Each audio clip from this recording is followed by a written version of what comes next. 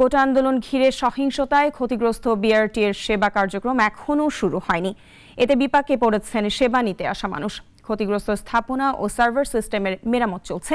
অচিরে এই সেবা চালু হবে বলে জানিয়েছে সংস্থাটি। সাইফুল শাহিনের রিপোর্ট। যেখানে প্রতিদিন হাজারো মানুষের ভিড় লেগে থাকতো, সেখানে এখন শুনশান নীরবতা। বিআরটির মিরপুর সার্কেল অফিস। প্রধান ফটক দিয়ে ভেতরে প্রবেশ করতেই মূল ফটকে ঝুলানো ব্যানারে সেবা প্রদান বন্ধের বিজ্ঞপ্তি। গত ১৯ জুলাই বনানী সদর কার্যালয় ও মিরপুর কার্যালয়ের সার্ভার ক্ষতিগ্রস্ত হওয়ায় গ্রাহক পর্যায়ের সব সেবা কার্যক্রম বন্ধ রাখা হয়েছে।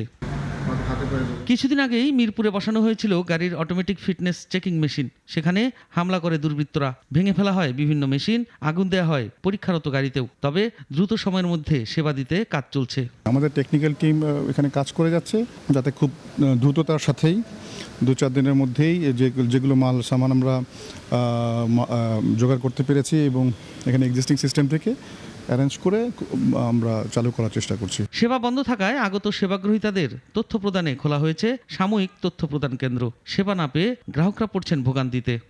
সবার জনস্বার্থে খুব দ্রুত গতিতে সেটা যাতে রান করে। ভুক্তভোগী ভুগতেই আছি, আমাদের তো ভোগার শেষ নেই।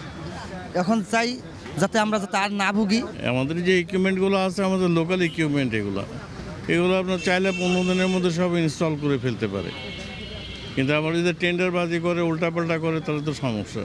তো তারা যে প্রজ্ঞাপন দিছে তাতে আমার যেহেতু জরিমানা হবে না, আমি চলতে পারবো আশা করি। ক্ষতিগ্রস্ত স্থাপনা ও সার্ভার মেরামতের কাজ চলছে। আগামী সপ্তাহেই সেবা প্রদান শুরু হবে আশা সংস্থাটির। সার্ভার ডাউনের কারণে আমরা এখানে আমাদের 16 সেপ্টেম্বর পর্যন্ত জরিমানা মওকুফ আছে।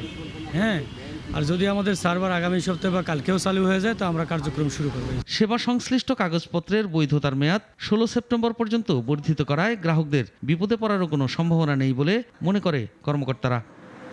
সাইফুল শাহিন, নাগরিক, ঢাকা।